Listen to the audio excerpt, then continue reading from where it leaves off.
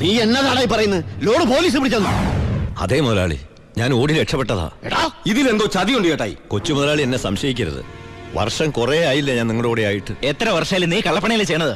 കള്ളൻ എന്നും കള്ളൻ തന്നെയാടാ. ഇതേ ലക്ഷങ്ങളുടെ ഏർപ്പാടാ. ബേബി കുഞ്ഞേ, ചേട്ടാ സത്യം പറ, ഞങ്ങളുടെ ലോറിയിലൂടെ എങ്ങോട്ടാ മറിച്ചു വിറ്റത്? ഇയാളുടെ മോന്ത കണ്ടാലറിയാം 10 കാശ് കയ്യിൽ കിട്ടിയിട്ടുണ്ടെന്ന്. നമുക്ക് പോലീസ് പരാതിപ്പെടാൻ പറ്റില്ലല്ലോ, സംഗതി സ്പിരിറ്റ് അല്ലേ. ഇവനെ കൊണ്ട് സത്യം ഞാൻ പറയിപ്പിക്കാം. പറയടോ. ഞാൻ പറഞ്ഞത് സത്യമാണ്. നീ പറയില്ലല്ലേ? പറയടോ, ലോഡ് ആർക്കാ നീ മറിച്ചു വിറ്റത്? കുഞ്ഞേ,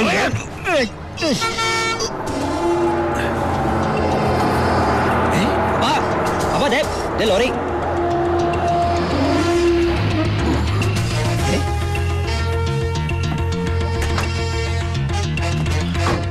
നല്ല ആളാട്ടാ. പോലീസിനെ കണ്ടപ്പോ ബായി എന്തൊരു ഓട്ടോ ഓടിയത്. ഞാനാണെങ്കി പേടിച്ചും പോയി. പിന്നെ RC ബുക്കിലെ അഡ്രസ് അപ്പൊ ഒരു കണക്കിലെ വണ്ടി ഇവിടെ എത്തിച്ചു. എനിക്കാണെങ്കി കാറൊക്കെ ഓടിച്ചുള്ള ചെറിയ പരിചയമുള്ളേ. എന്തൊരു പാടാ ഈ പണ്ടാറ് ഓടിക്കാനായിട്ട്. എന്റെ പുണ്യാളം കൊണ്ടുവന്നാ ഇവനെ. ഇത്രയും കാലം ജീവൻ പണയം വെച്ച് കൂടെ നിന്നിട്ടും നിങ്ങൾക്ക് ആർക്കും എന്നെ മനസ്സിലായില്ല. ചെയ്യുന്നത് കള്ളപ്പണിയാണെങ്കിലും അതൊരു സത്യമുണ്ടെന്ന് വിശ്വസിക്കുന്നവനാ ഞാൻ. ഇനി ഞാൻ നിങ്ങളോട് വന്നാൽ ശരിയാവില്ല. ഞാൻ ഒന്ന് പറഞ്ഞോട്ടെ. എന്നെ കൊണ്ട് കുറെ ഉണ്ടാക്കിയില്ലേ, ഇനി ഒറ്റയ്ക്ക് കൂടെ ഉണ്ടാക്കിയാൽ മതി. ചാണ്ടിച്ച അപ്പാ, ഇയാളെ പോണേ പോട്ടപ്പാ. ഇയാളെ ചത്ത നമ്മള് ബിസിനസ് ഇല്ലേ?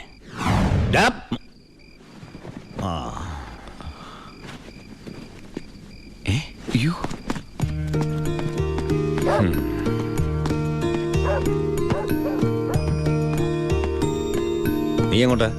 ബായി എങ്ങോട്ടാ? എങ്ങോട്ടെങ്കിലും. എന്നാ ഞാനും എങ്ങോട്ടെങ്കിലും. വാ.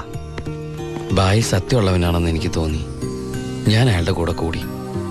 ബായിക്ക് ഭാര്യയുണ്ട്, മകനുണ്ട്. മകനെന്ന് പറഞ്ഞ ബായിക്ക് ജീവനാ. ശിവന് കുറച്ച് ചോറിട്ടോടി. ശിവനല്ല, ഉണ്ണി. ചോറ് വേണ്ട, അതിന് പകരം പപ്പടം എടുത്തോളാം. നമ്മുടെ പരമശിവത്തിന്റെ നല്ല ഛായയില്ലടി ഇവന്. എനിക്കും കണ്ടപ്പോഴേ തോന്നി. ആരാ ഈ പരമശിവം? പണ്ട് ലോറി താവളത്തിൽ നിന്ന് കിട്ടിയതാ അവനെ. പിന്നീട് എനിക്ക് എന്റെ സ്വന്തം അനിയനെ പോലെയായി. 4 കൊല്ലം മുമ്പ് ഒരു ലോറി ആക്സിഡന്റിൽ അവൻ. ഇന്ന് വഴിയോരത്ത് നീ നിൽക്കണ കണ്ടപ്പോ ഞാൻ അവനെ ഓർത്തുപോയി. അതാ നിർത്തിയത്.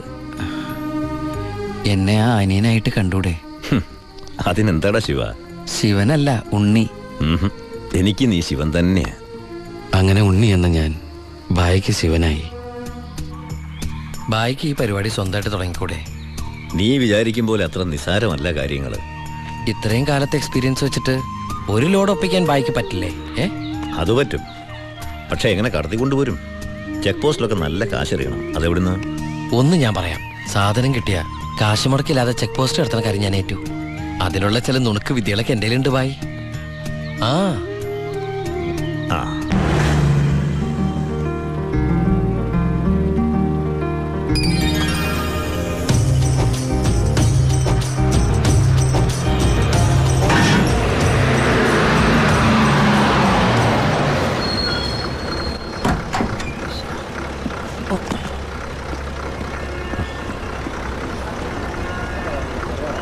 സാറേ, വണ്ടി എന്താടോ വണ്ടിയില്?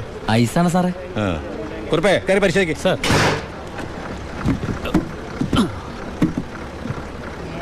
നന്നായി പരിശോധിക്കണോ? സാർ സാറേ പെട്ടെന്നായിക്കോട്ടെ, അല്ലെങ്കിൽ ഐസ് ഐസ് വാട്ടർ ആവും. സാറേ ഇത് ഫുൾ ഐസാ. അടച്ചേക്ക്. ഓ ചാടിക്കോ ചാടിക്കോ, അല്ലെങ്കിൽ ഐസാവും.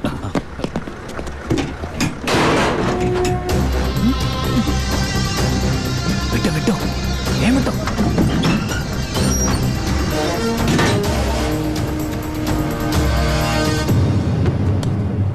പെട്ടെന്നാവട്ടെ. ശിവ, ആ എന്റെ പുണ്യാളച്ചു, നീ ഇങ്ങ് എത്തുന്നത് വരെ ഞാൻ മുള്ളേ നിൽക്കുകയായിരുന്നു. സ്പിരിറ്റ് എന്തേടാ? ദാ ഇതൊക്കെയാ. ഈ ഐസ് കിട്ടേ? ഞാൻ കാണിച്ചു തരാം.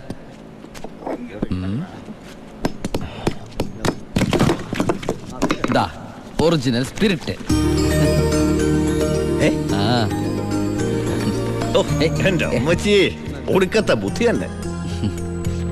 അല്ലടാ, ഐസിന്റെ ഉള്ളി വെച്ചിട്ട് സ്പിരിറ്റ് എന്താ ഐസ് ആവാത്തേ? എന്റെ ബായ്, വെള്ളം 0 ഡിഗ്രി സെന്റിഗ്രേഡിൽ ഐസ് ആവും. പക്ഷെ സ്പിരിറ്റ് ഐസ് ആവണമെങ്കിൽ -112 ഡിഗ്രിയെങ്കിലും വേണം. കെമിസ്ട്രി പഠിച്ചതിന്റെ ഗുണ. എന്തായാലും കെമിക്കറി കണ്ടുപിടിച്ചു. കെമിക്കറി അല്ല, കെമിസ്ട്രി. അവൻ ഭയങ്കര തന്നെ. ഇത് എത്ര രൂപയുടെ മുതലാന്ന് അറിയാമോ നിനക്ക്? നിനക്ക് ഞാൻ എന്താടാ തരേണ്ടത്? ഈ ലാഭത്തിന്റെ പകുതി നീ അല്ലേ വേണ്ട, ഇത് മുഴുവൻ നീ എടുത്തു. വേണ്ട ബായ്. ബായ് ആ ചിന്നാടന്മാരെ അവിടെ ജോലി ചെയ്തിരുന്നപ്പോ ഒരു ലോഡിന് എത്ര രൂപ കിട്ടിയിരുന്നത്? 5000 ഉരുവ. ആ 5000 രൂപ മതി എനിക്ക്. അല്ല പിന്നെ ഞാനും ബായ് തമ്മിൽ എന്താ വ്യത്യാസം? അങ്ങനെ നീ പല അടവുകൾ ഉപയോഗിച്ച് വാളയാർ ചെക്ക് പോസ്റ്റ് വഴി പലതവണ ഞാൻ സ്പിരിറ്റ് കടത്തി ഒരു നാൾ പിടിക്കപ്പെട്ടു. ചെക്ക് പോസ്റ്റുകളിൽ ഞാൻ പണം വാരിയെറിഞ്ഞു. ഉദ്യോഗസ്ഥന്മാരിൽ ഭൂരിഭാഗവും എൻ്റെ സ്വാധീന വലയത്തിലായി. പിന്നെല്ലാം അവരുടെ അനുഭവത്തോടെയായി. ബായിക്ക് വീടായി, കാറായി, ലോറികളായി. ബായിയുടെ വലങ്കയായി ഞാൻ അവിടെ പരമശിവം എന്ന പേരിൽ അറിയപ്പെട്ടു. വാളയാർ പരമശിവം.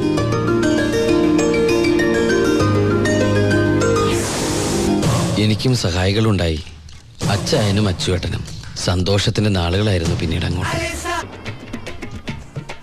ഞങ്ങളുടെ വളർച്ച ചിന്നാടന്മാരുടെ തകർച്ചയായിരുന്നു.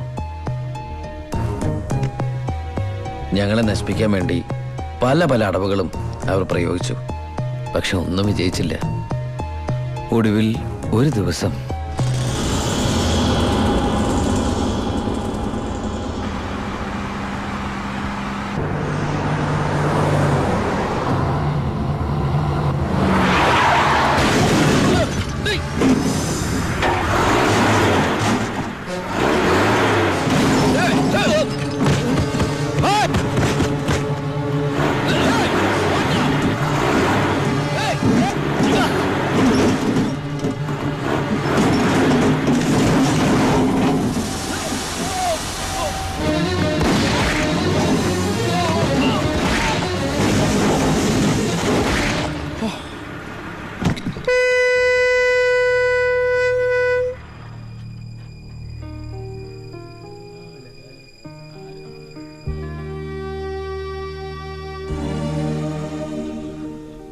പോലീസ് കേസെടുത്തു. കാറ്, തോക്ക് തുടങ്ങിയ തെളിവുകളൊക്കെ ബായിക്കെതിരായിരുന്നു. ബായിക്ക് വേണ്ടി ഞാൻ കുറ്റേറ്റെടുത്തു. എന്തിന്? ബായിക്ക് ഭാര്യയുണ്ട്, മകനുണ്ട്. ഞാൻ ബാച്ചിലറല്ലേ. ഒന്ന് ജയിലിൽ കയറി ഇറങ്ങിയാലും എനിക്കെന്ത് സംഭവിക്കാൻ? പാവം ബായ് എനിക്ക് വേണ്ടി ഒരുപാട് കാശ് ചെലവാക്കി കേസ് നടത്തി. അതുകൊണ്ട് എൻ്റെ ശിക്ഷ 4 കൊല്ലമായിട്ട് കുറയ്ക്കാൻ ബായിക്ക് സഹായിച്ചു. ഈ ബായിയാണ് ഞാൻ ദുബായിൽ നിന്ന് കാശ് അയക്കുന്ന പോലെ മാസാമാസം കാശ് എൻ്റെ വീട്ടിലെത്തിക്കുന്നത്. എൻ്റെ കുടുംബം അവിടെ ഹാപ്പി. അതുകൊണ്ട് ഞാനിവിടെ ഹാപ്പി. ആ പരമശിവത്തിന്റെ പരോൾ സാങ്ഷൻ ആയിട്ടുണ്ട്. ഓ, ആള് കുഴപ്പക്കാരനൊന്നുമല്ലല്ലോ. അല്ല സാർ. തനിക്കെന്താടോ അയാളുടെ കാര്യത്തിൽ ഇത്ര ഇൻട്രസ്റ്റ്? അവനൊരു പാവമാണ് സാർ.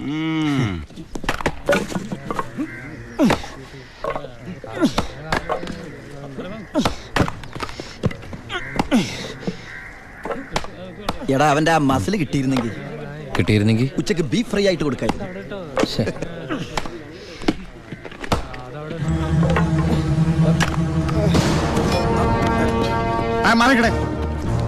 എന്തു പറ്റി? ആ ഡോക്ടറെ വിളിച്ചു സാർ. ഒടുക്കത്തെ കരുനാക്ക്.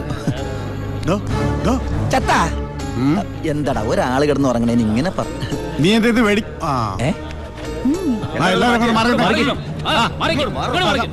പുറകോട്ട് പറയും.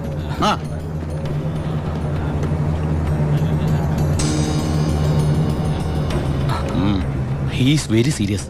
മെഡിക്കൽ കോളേജിലേക്ക് മാറ്റേണ്ടി വരും. Yes proceed. ഓക്കെ, മാറ്റാനൊക്കെ വരട്ടെ സാറേ. പരമശിവം ചുമ്മാ ഇരി സാറേ. ദേ ഈ നിൽക്കുന്ന കൃഷ്ണേട്ടൻ കഴിഞ്ഞ ആഴ്ച ക്ഷീണം കൊണ്ട് തളർന്നു വീണപ്പോ ഒരു കപ്പ് വെള്ളം എടുത്ത് മോന്തക്കൊഴിച്ച് എണിപ്പിച്ചുവിടാൻ പറഞ്ഞാളാ ഈ സൂപ്രണ്ട് സാറ്. പിന്നെ ഇവനോട് മാത്രം എന്താ എത്ര സിമ്പതി? നിങ്ങൾ ആരെങ്കിലും കാശ് വെച്ചിട്ടുണ്ടോ? വെറുതെ ഇരി സാറേ. ഇവന്റെ നാവിക്കിട്ട് ഒരു ഒറ്റ തൊഴിലെടുത്തന്നെ അപ്പ എഴുന്നോക്കോ.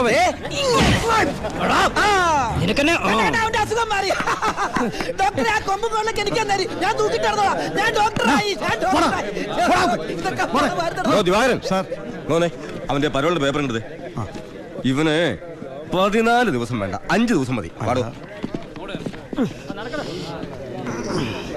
എടാ ചിന്നാടാ, നീ ഇവിടുന്ന് മുങ്ങിയാ പിന്നെ എന്നെ ആരാ ഇതിനകത്ത് വെച്ച് കൊല്ലുക? നീ എന്നെ കൊല്ലുന്നത് കാണാൻ കാത്തിരിക്കല്ലേ ഞാൻ. ഇവൻ എന്നെ മൂടൗട്ടാക്കി അടങ്ങുള്ളൂ. നീ പോയി ജോലി എടുക്കടാ. നീ ഓർത്തോ അല്ല ഞാൻ ഡെന്റിസ്റ്റ് പല്ല് ഞാൻ എടുക്കും.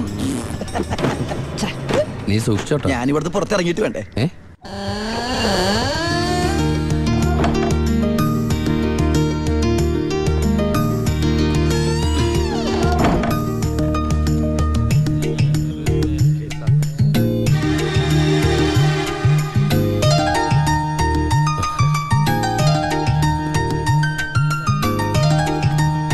അച്ഛേ അച്ഛട്ടാ സുഖല്ലേ ആ ബായി കാശും കാറിന്റെ താക്കോൽ ഏൽപ്പിക്കാൻ പറഞ്ഞു.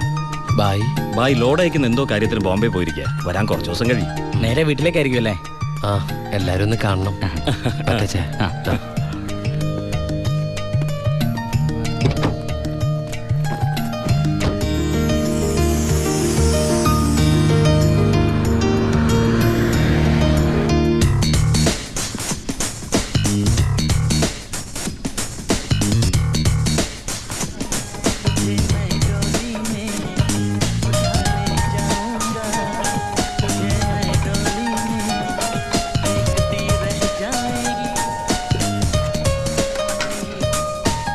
ഭാരതി അമ്മേ, ഭാരതി. ഉണ്ണി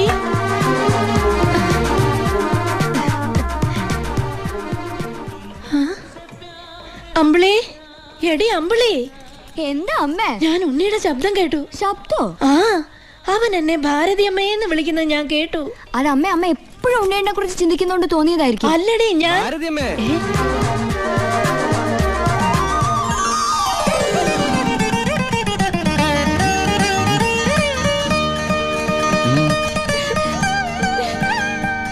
മോനെ, അമ്മേ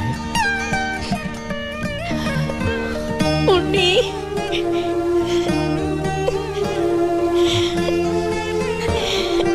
ഹായ്. ഭാരതി അമ്മ എന്തിനാ കരയണേ? സന്തോഷം കൊണ്ട. ഊണും കഴിഞ്ഞ് കിടന്നുറങ്ങാൻ പോയി നിന്നെ 6-7 വർഷം കഴിഞ്ഞല്ലേടാ കാണുന്നത്. അതൊക്കെ പോട്ടമ്മേ. ആ ദേ ഇവൾക്ക് വരുന്നുണ്ടല്ലോ സന്തോഷം. എന്താടി?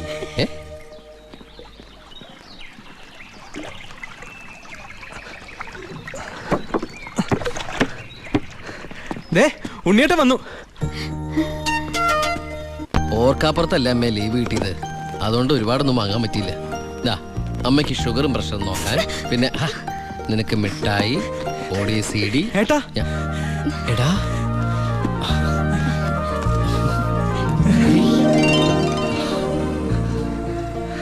എന്റെ അമ്മോ, ഇവനെ കണ്ടാലിപ്പോ എന്റെ ഏട്ടനെന്ന് പറയൂലോ അമ്മേ. ഇത് പഴയ അളവാ, നിനക്ക് പാകാവൂന്ന് അറിയില്ല.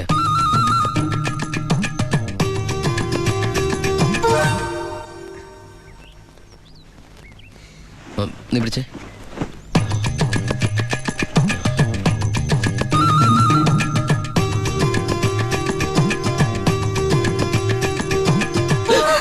എന്താ? ചുമ്മാ ഒന്നുമില്ല. നീ എന്റെ ഷോൾഡേഴ്സ് നോക്കി. ഏട്ടാ ഇത് ജീൻസ് അല്ലേ? ഓ ജീൻസ് ആണോ? എന്നാ വേസ്റ്റ് നോക്കിയോ.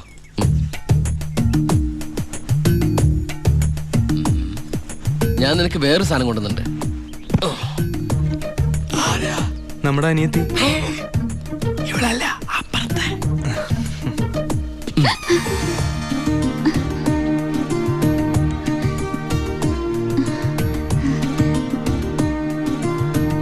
ആരാ? ഏയ് നിക്കവിടെ. നീ ഏതാ? നീ എവിടത്തെയാ? ചെവി ഇട്ടൂടെ? സംസാരിക്കില്ലേ? ഞാൻ ആ വീട്ടിലെയാ. ആ വീട്ടില്. അതെന്റെ വീടല്ലേ? ഏട്ടാ നമ്മുടെ പുതിയ വാടകക്കാരാ. ഓ